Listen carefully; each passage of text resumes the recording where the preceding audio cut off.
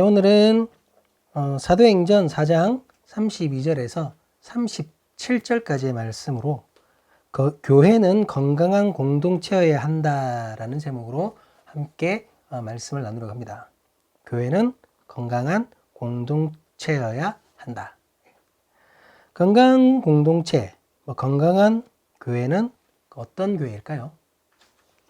혹시 이런 고민을 해보신 적이 있으십니까? 저는 오랫도록 이 고민을 해왔습니다. 그리고 지금도 계속해서 하는 고민 중에 하나죠. 그리고 건강한 공동체를 하기 위해서 지금 이렇게 또 온라인 교회로 이렇게 또 같이 하고 있는 그런 모습에 이르렀습니다. 교회는 예수님을 향해 주는 그리스도시요 살아계신 하나님의 아들이라고 고백하고 그 사실을 믿는 사람들의 모임입니다. 그런 사람들이 모인 공동체죠. 하나님은 창조주이시고 예수님은 구세주이신 그 진리를 믿는 사람들의 모임입니다. 이것은 절대선이고 절대 진리입니다. 그럼 그 진리를, 그 절대선을 믿는 것만으로도 교회는 건강한 공동체가 아닌가, 이렇게 얘기할 수도 있습니다. 그것만으로도 공동체여야 하죠. 건강한 공동체여야 합니다. 그런데 안타깝게도 그렇지 못하다라는 것이 현실입니다. 교회라는 이름으로 모인 사람들도 다 죄인입니다. 세상 사람들과 똑같은 죄인입니다. 여러분, 우리도 다 죄인입니다. 예수님을 믿음으로 의롭다고 칭해 주신 것이지 실제로 의인으로 확 바뀌는 것은 아닙니다. 그러다 보니 각자의 욕망과 탐심으로 교회가 부패하고 타락하는 예도 많이 있습니다. 그렇기 때문에 우리는 끊임없이 성경을 읽는 것입니다. 성령의 도우심을 구하는 것입니다. 하나님의 뜻을 실천하려고 노력하는 것입니다. 캐톨릭에서 이제 개신교로 개혁을 했던 그 종교 지도자들은 교회는 계속해서 개혁되어야 한다라고까지 말했습니다. 끊임없이 바뀌어야 된다는 거죠. 끊임없이 발전해야 된다는 겁니다. 하나님의 뜻을 따르기 위해서는 계속해서 노력하고 계속해서 나를 바꿔 나가야 한다는 거죠. 그런데 언제부터인가 한국 교회가 개혁을 하지 않고 있습니다. 교회가, 하나님의 공동체가 하나님의 뜻을 찾지 않고 따르려고 노력도 하지 않게 되었습니다. 그것은 하나님의 가치보다 세속적인 가치를 우선으로 여기게 되었기 때문입니다. 세속적 가치는 성공과 번영을 절대시하는 것입니다. 돈과 명예, 권력을 무엇보다 중요하게 생각하는 만몬신앙, 육신의 정욕, 안목의 정욕, 이생의 자랑을 추락하는 쾌락신앙, 믿음을 복받는 수단으로 여기는 기복신앙, 그 기복신앙이 현대적으로 진화된 성공신앙. 성경은 모든 것을 다 내려놓으라고 말하고 있습니다. 마음을 비우라고 가르칩니다. 낮아져야 합니다. 그리고 가장 끝에 앉으라고 강조합니다. 주님을 따르는 길은 십자가를 지고 걸어야 할 좁은 길이라고 선언합니다. 그런데 지금 많은 교회가 반대로 가르치고 있습니다. 아닌 척하지만 오늘날 교회 행보가 하나님의 뜻과는 맞지 않습니다. 목회자들 스스로가 높아지려고 하는 사람들이 너무나 많습니다. 어디 노예 회장, 지방의 회장, 한기총 회장 이런 거 하려고 목숨을 겁니다. 그런 거 하려고 부정선거, 금권선거, 우리 조금 있으면 이제 대통령 선거도 있는데, 그러면 국회의원 선거나 그것보다도 더 막 심각한 문제가 막 일어나고 있습니다. 더 부패합니다, 여러분. 교회를 더 크게, 더 많이, 더 풍성하게. 내가 몇십 명이었던 교회를 몇백 명 다니는 교회로 성장시켰으니 그만한 대우를 받는 것은 당연하다라고 생각을 합니다. 그렇기 때문에 사례도 2배, 3배로 올려야 하고 은퇴할 때 전별금은 억 단위로 받아야 한다는 것입니다. 좁은 길, 비움, 가난함 이런 것은 목회를 실패한 사람들의 이야기일 뿐입니다. 그런데 문제는 목회자들의 이런 모습이 일반 성도에게도 고스란히 영향력을 끼친다는 것입니다. 어느 시골의 할머니, 할아버지 10여 분 정도 되는 교회에서 그분들의 믿음과 교회 생활을 위해 그것을 지키며 한평생 노력하시는 목회자 얘기 따위는 성도들에게 아무런 감동을 주지 않습니다. 1980년에 서울 명일동에서 성도 20명과 함께 교회를 시작했는데 30년 만에 제작 성도 10만 명 돌파하고 그것으로 담임 목사의 명성이 자자해지고 그래서 교회 이름을 명성이라고 짓고 이 정도는 되어줘야 감동을 받고 아멘 아멘 한다라는 겁니다. 논문 표절한 것이 법적으로 판명이 났고 횡령했다고 법원에서 판결했는데도 저렇게 큰 교회를 세운 목사가 어떻게 거짓일 수 있겠느냐 이렇게 생각을 합니다. 큰 교회에서 큰 사역하는 목사를 사탄 마귀들이 침투해서 넘어뜨리려고 한다는 것이죠. 철저한 성공신앙, 번영신앙이 되어버렸습니다. 제가 청소년 캠프에 갈 때마다 아이들의 귀를 막아주고 싶은 순간이 있습니다. 미국 메이저리그 LA 다저스의 투수 클레이트 커쇼, 미국 미식축구 덴버 브론코스의 쿼터백 티보, 미국 석유왕이었던 록펠러 재단의 록펠러, 조금 있으면 쇼미더머니 시즌 10이 되는데요. 쇼미더머니 시즌 5에 우승했던 BY, 2단으로 밝혀지기 전에는 축구선수 박주영, 그리고 대구 FC 골키퍼였던 조현우. 열거한 이 사람들의 공통점은 각자의 분야에서 성공을 거둔 사람들입니다. 그 성공은 지극히 세속적인 기준에서의 성공입니다. 그런데 이들의 종교가 기독교였던 것이죠. 청소년, 청년 사역자라는 사람들이 성경 몇 구절 읽고 그 다음에 이런 사람들의 성공 사례를 줄줄이 나열해 나갑니다. 그러면서 하나님과 함께하면 학생들도 이렇게 성공할 수 있다는 것을 결론 내립니다. 여러분, 캠프에 다녀온 아이들을 다시 가르쳐야 할 판입니다. 이것은 결코 주님께서 우리에게 가르치셨던 것이 아닙니다. 혹시 복음서에서 예수님이 솔로몬 얘기하면서 하나님 잘 믿으면 부자 된다 이런 얘기 하신 적 있나요? 그러니까 너희도 내 말 잘 들으라. 그럼 솔로몬처럼 부자 될 거야. 뭐 이렇게 말씀하신 적 있나요? 아니면 이런 비슷한 말씀을 하신 적이 있습니까? 혹시 그런 부분이 발견되시면 저에게 카톡이나 문자로 보내주시기 바랍니다. 나도 그 부분으로 설교를 좀 하겠습니다. 그럼. 저는 지금 세속적인 기준에서의 성공은 나쁜 것이고 절대로 하면 안 된다라는 말을 하는 것이 아닙니다.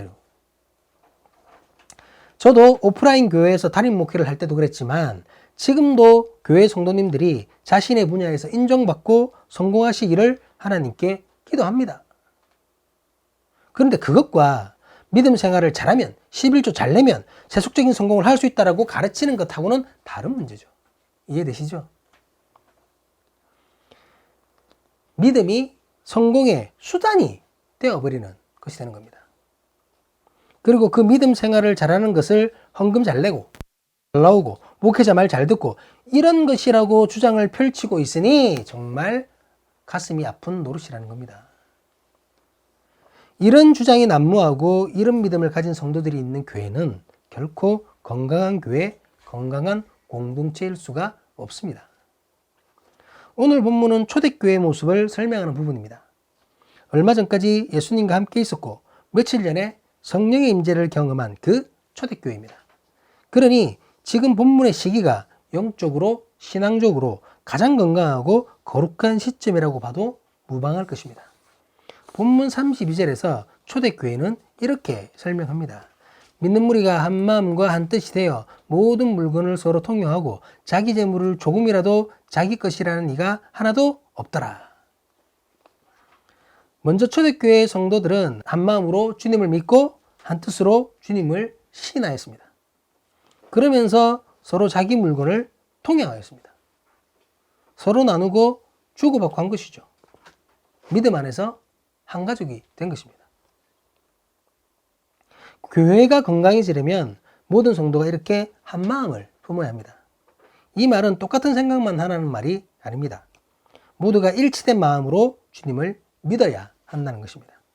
교회는 당연히 모든 사람이 한 마음으로 예수님을 믿는 것이 아니냐라고 생각할 수도 있습니다.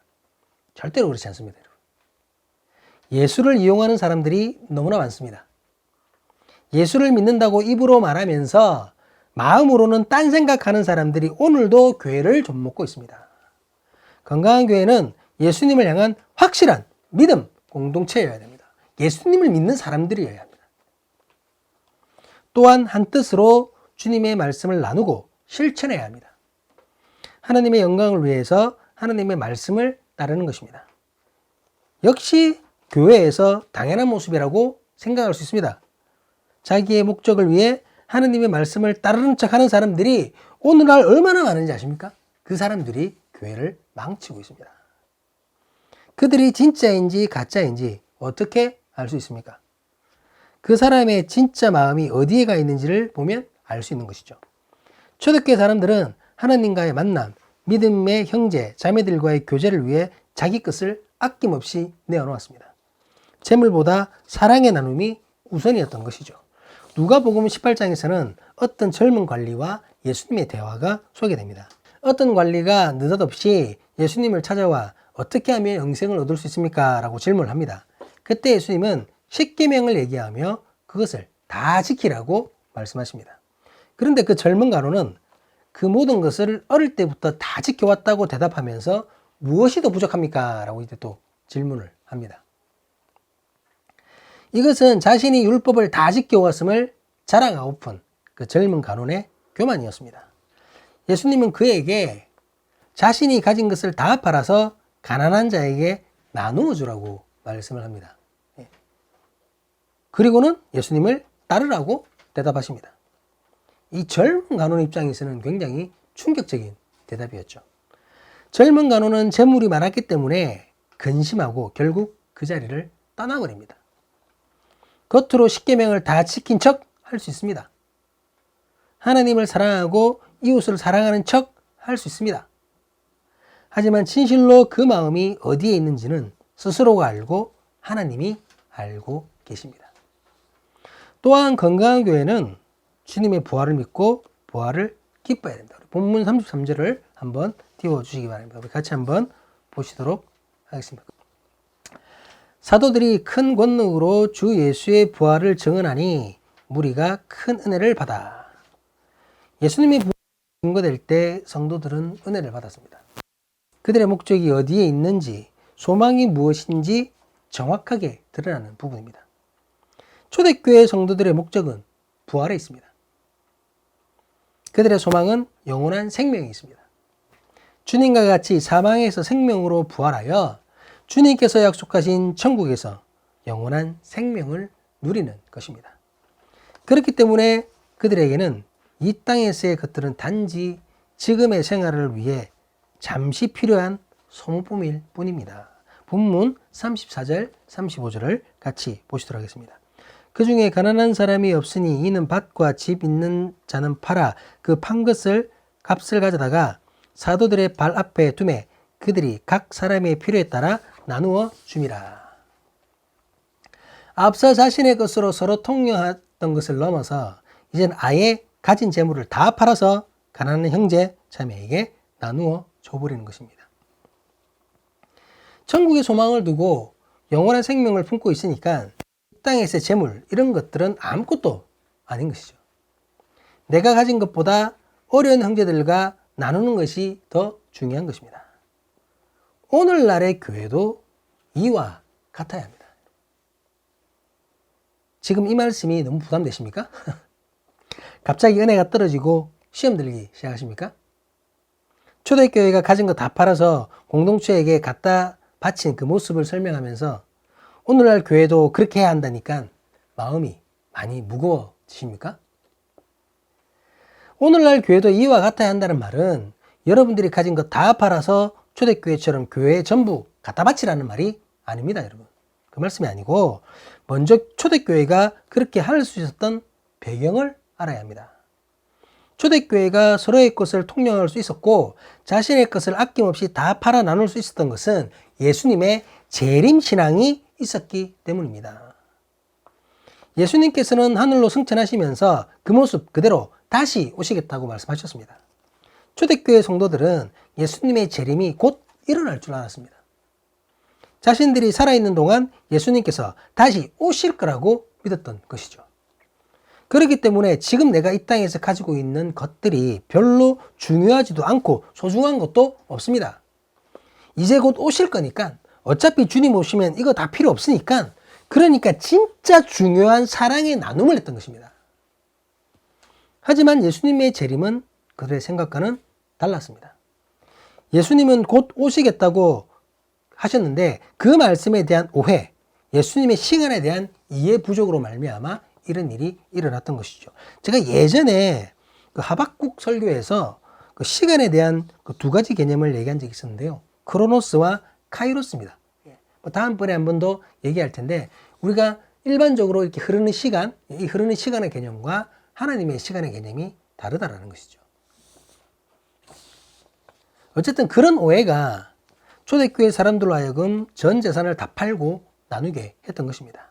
그런데 비록 오해였지만 그럼에도 불구하고 초대교회 성도들의 신앙 중심이 어디에 있고 무엇을 중요하게 생각했는지가 확연하게 드러나고 있습니다. 초대교회 성도들은 철저하게 천국을 소망한 것입니다. 예수님께서 다시 오신다는 그 말씀을 확실하게 믿었습니다. 그래서 재물보다 권력보다 예수님을 더 사랑했던 것입니다. 이 땅에서의 삶은 오직 주님께서 다시 오시는 날을 기다리는 시간일 뿐입니다. 주님의 말씀을 실천하며 주님을 맞이할 준비를 하는 날들이라는 것이죠.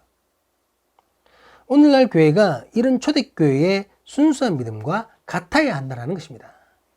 지금 우리는 이 땅에서의 삶을 위해 주님을 믿고 있는 것이 아닙니다.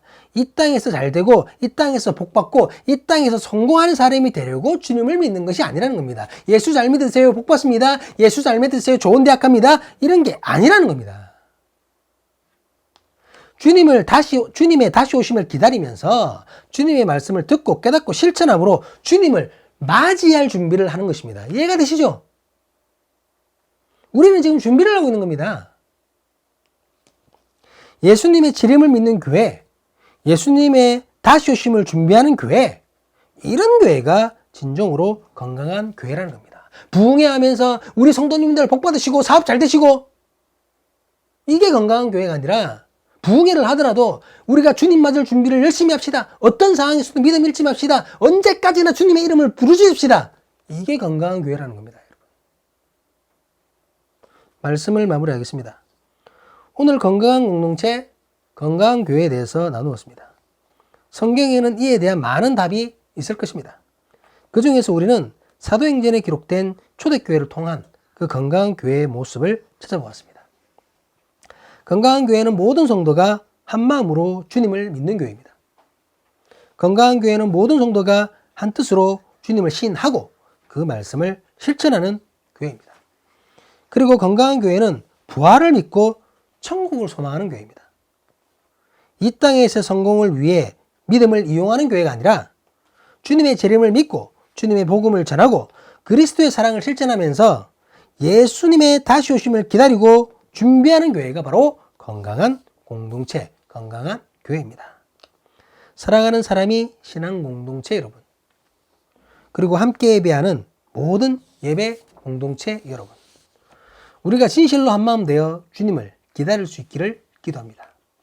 주님의 부활을 믿고 예비하신 천국을 소망하고 예수님의 다시 오심을 기다리는 건강한 공동체가 될 수 있기를 기도합니다. 교회의 규모를 키우기 위해 사람들을 불러 모으고 세속적 모임이 되는 그런 교회가 되지 않기를 기도합니다. 주님을 알지 못하는 한 영혼이 너무나 불쌍해서 그에게 복음을 전하지 않고는 견딜 수 없는 믿음과 사랑의 공동체이기를 기도합니다. 주님의 재림을 믿고 기다리는 그 교회답게 이 땅에 살아가는 공동체가 될 수 있기를 주님의 이름으로 간절히 간구합니다. 기도하시겠습니다.